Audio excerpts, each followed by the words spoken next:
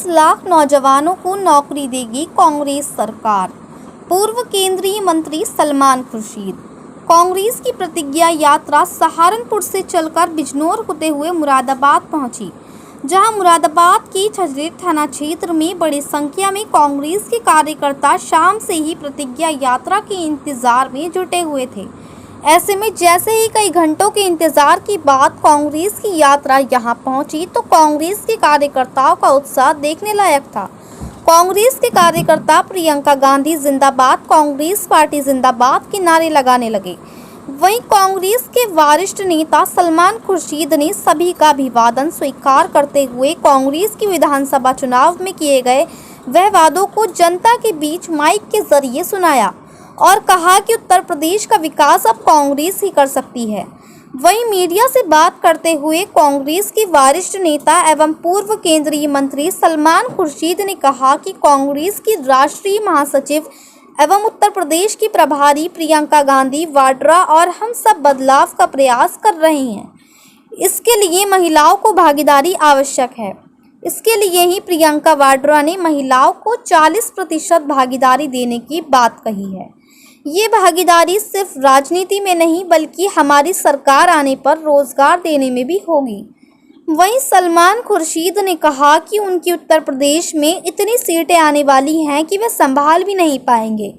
वहीं कैप्टन की नई पार्टी बनाने के अंदेशे को लेकर उन्होंने कहा कि कांग्रेस के वरिष्ठ नेता रहे हैं, उन्हें सोचना चाहिए। वहीं कांग्रेस के पंजाब राज्य के अध्यक्ष नवजोत सिंह सिद्धू की पत्नी के अमरिंदर के 4.5 साल वाले बयान पर उन्होंने कहा कि हमें वहां से कुछ नहीं लेना कि वहां क्या हुआ क्या नहीं हुआ। हम उत्तर प्रदेश की जनता के लिए रात को 10 बजे सड़कों पर घूम रहे हैं। मुरादाबाद से परवेज अंसारी की रिपोर्ट। मेरे साथियों के पास पहुंचाओ कि महिला को 40% अधिकार दिया जाए। चुनाव में 40% महिलाएं चुनाव लड़ेंगी। उत्तर प्रदेश में एक नई फिजा होगी, नई हवा होगी। चारों तरफ महिलाओं को हम देख पाएंगे, प्रशासन में, सरकार में, अधिकार में। आइए आवाज मिलाइए। अगर आप मानते हैं कि महिलाओं को 40% अधिकार मिलना चाहिए तो आवाज मिलाकर कह दीजिए, हम चाहते हैं 40% महिलाओं को अधिकार। बोलिए, आप चाहते हैं? आप चाहते हैं?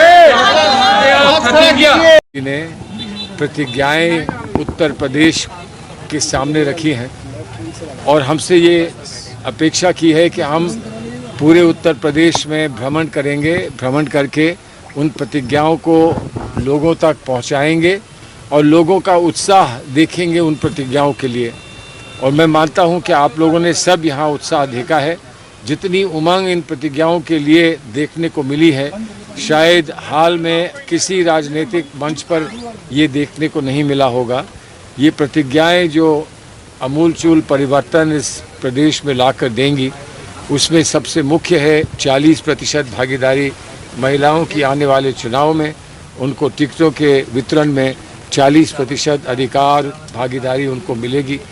ये मानती हैं प्रियंका गांधी के एक बहुत बड़ा परिवर्तन हमारे समाज में और हमारी सोच में और हमारी राजनीति में और हमारी व्यवस्था में इससे आएगा। बहुत सशक्त रूप से महिलाएं बाहर निकलेंगी, चुनाव लड़ेंगी। उन्हीं के साथ और पुरुष भी बहुत सारे ऐसे हैं जो बहुत सशक्त रूप से तैयारी कर रहे हैं चुनाव लड़ने की।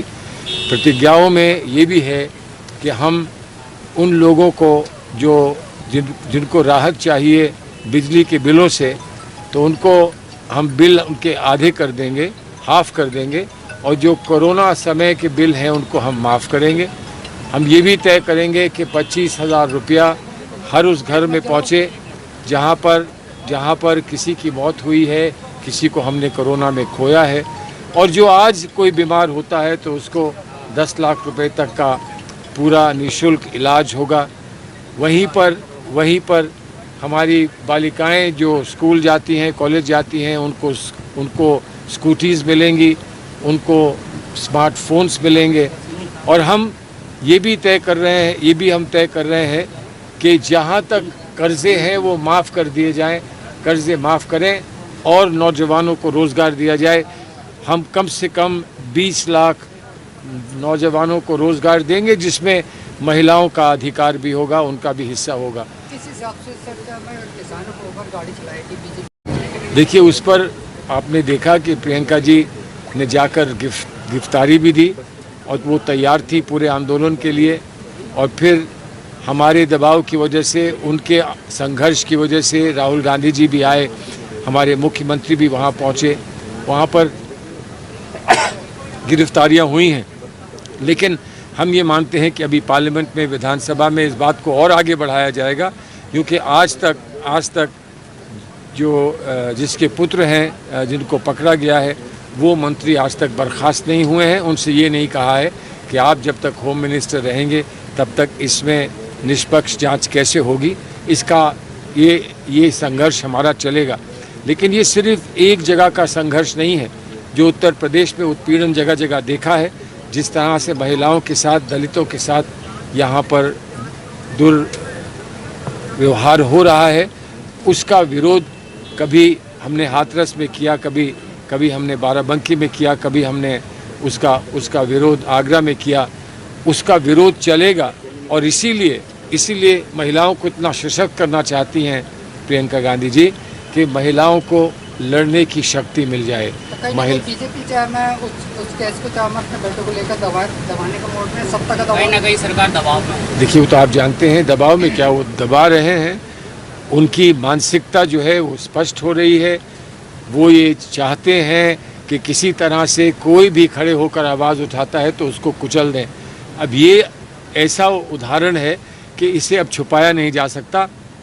सुप्रीम कोर्ट ने भी मजबूर होकर ये प्रश्न पूछा है कि ये क्या खेल हो रहा है, इसकी जांच कब पूरी होगी। सर, कांग्रेस पार्टी के पूर्व